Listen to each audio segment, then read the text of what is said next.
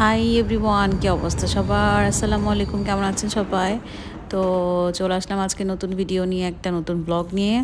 সময়ের অভাবে সত্যি কথা বলতে ব্লগই শেয়ার করা হয় না, তো ভাবলাম আজকে একটা সুন্দর ছোট্ট মোট্ট ব্লগ শেয়ার করি। তো উইকেন্ডে ঘুরতে গিয়েছিলাম ভিয়েনাতে। একটা জাপানিজ পার্ক আছে, মানে কি অদ্ভুত, ভিয়েনাতে আবার জাপানিজ পার্ক। তো সেই পার্কটা আবার এতদিন বন্ধ ছিল উইন্টারের কারণে, তো এখন হচ্ছে ওপেন করে দিছে, মানে সামারের সময় ওপেন থাকে, এপ্রিল মে থেকে ওপেন। তো দেখে আসি কীরকম অবস্থা পার্কটা, আর এই যে পার্কের সামনের এরিয়াটা। তো চলেন যাই পার্কের ভেতরে। এই যে হাতে ডানে এন্ট্রান্স।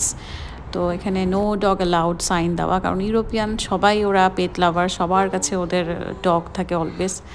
তো যাই হোক, এই পার্কে অ্যালাউ না ডগ। তারপর এখানে জার্মান ভাষায় কিছু ডেসক্রিপশন দেওয়া আছে পার্কের ব্যাপারে। তো পার্কের নাম হচ্ছে জাটা গায়া পার্ক। তো চলেন এক্সপ্লোর করি।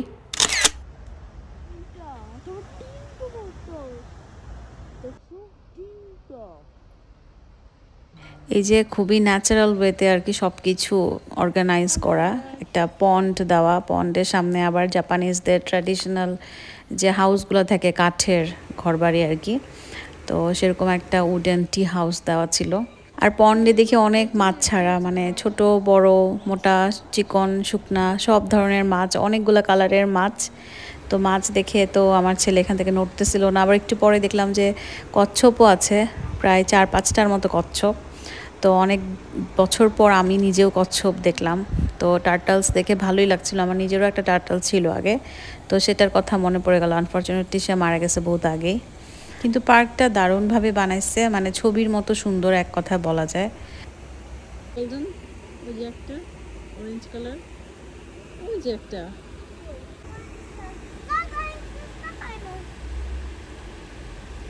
সুইম করতেছে।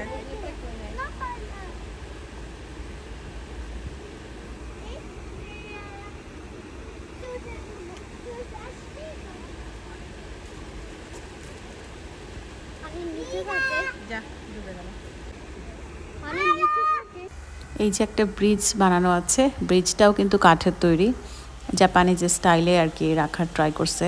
পাশে হচ্ছে একটা ঝর্ণা ছিল, ফাউন্টেন, স্টোন, বড় বড় স্টোন দিয়ে ফাউন্টেন করা, খুবই সুন্দর লাগছিল। স্পেশালি ফাউন্টেন থেকে যে পানি পড়ার সাউন্ডটা, ওইটা খুবই পিসফুল।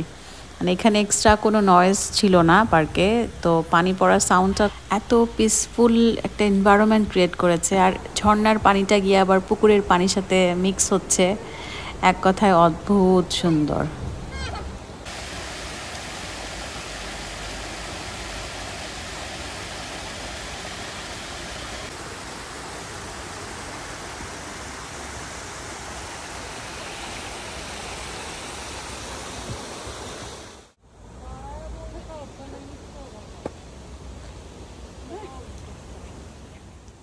সুন্দর ফুলগুলা নেড়ে চেড়ে দেখতেছিলাম যে আসলে রিয়েল কিনা, আর্টিফিশিয়াল না তো আবার, বাট আসলে রিয়েল, একদমই ন্যাচারাল ফ্লাওয়ার্স। কালারগুলা জাস্ট দেখেন কি যে অদ্ভুতভাবে, মানে থোকা থোকা ফ্লাওয়ার এখানে ফুটে থাকে না, এটা খুব ভাল লাগে। আর মানে ফুলের পাশে দিয়ে যখন হেঁটে যাই, স্মেল আসে খুব সুন্দর। ওই যে ওইদিকে 4টা কচ্ছপ, আই হোপ দেখতে পাচ্ছেন আপনারা।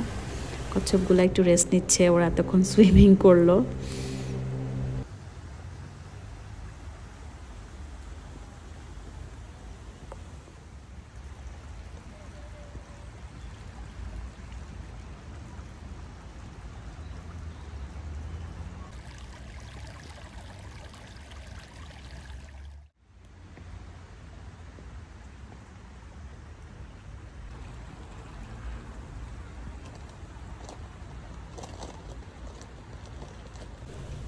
এই জায়গাটা দেখেন, মানে সবুজের মধ্যে এই কালারের ফুল ফুটে আছে, এটা যে কি রকম একটা প্রশান্তি লাগছিল দেখতে, চোখের একটা অন্যরকম আরাম। ভিয়েনাতে আসার পরে আমি যে পরিমাণে ফুলের শুধু ভিডিও আর ছবি তুলছি, এরকম মনে হয় আগে কখনো তুলছি কিনা আমার মনে পড়ে না।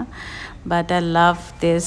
ফুল কার না ভাল লাগে, অফকোর্স সবারই ভাল লাগে ফুল, বাট এখানে সামার টাইমে আসলে ফুলের সৌন্দর্যটাই বা বাগানের সৌন্দর্যগুলাই আসলে অনেক ডিফারেন্ট।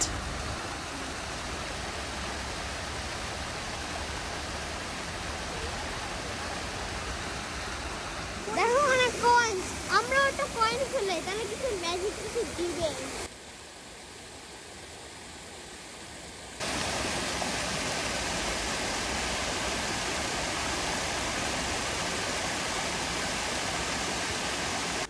ওয়েদারটা ছিল সেদিন খুবই সানি, তো সানি ওয়েদারে ন্যাচারালি ঘোরাফেরা করতে খুবই ভাল লাগে। কিন্তু যেদিন বৃষ্টি হয় সেদিন আসলে ঘর থেকে বের হতে খুবই মানে ঠান্ডা প্রচুর থাকে সেদিনগুলোতে।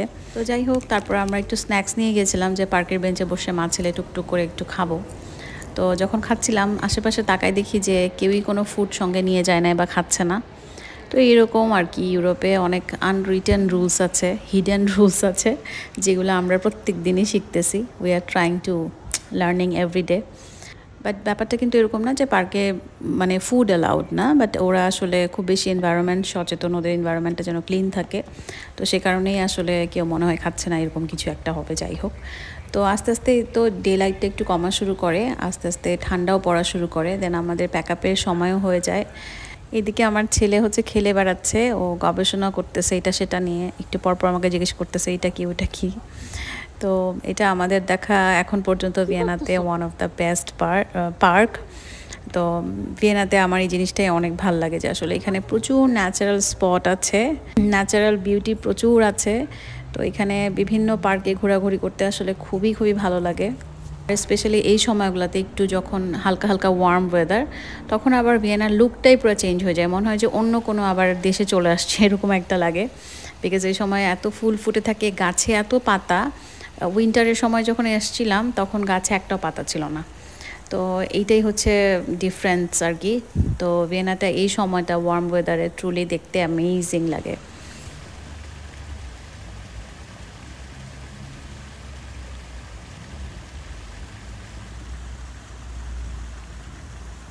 So it's time to say goodbye. আশা করি আপনাদের ভাল লাগছে আজকের ব্লগটা। জাপানিজ পার্ক কেমন লাগছে আপনাদের কাছে একটু কমেন্টে আমাকে জানাবেন। এখন আমরা চলে যাব হচ্ছে ট্রাম স্টেশনে, ওখান থেকে আমার 22 মিনিটসের মতো লাগবে বাসা যেতে। এই তো, দেন নেক্সট কোনো ব্লগ নিয়ে আবার চলে আসবো ভিয়েনা থেকে। ততক্ষণ পর্যন্ত সবাই ভালো থাকবেন, দোয়া করবেন আমাদের জন্য। Take care and see you soon. Bye by.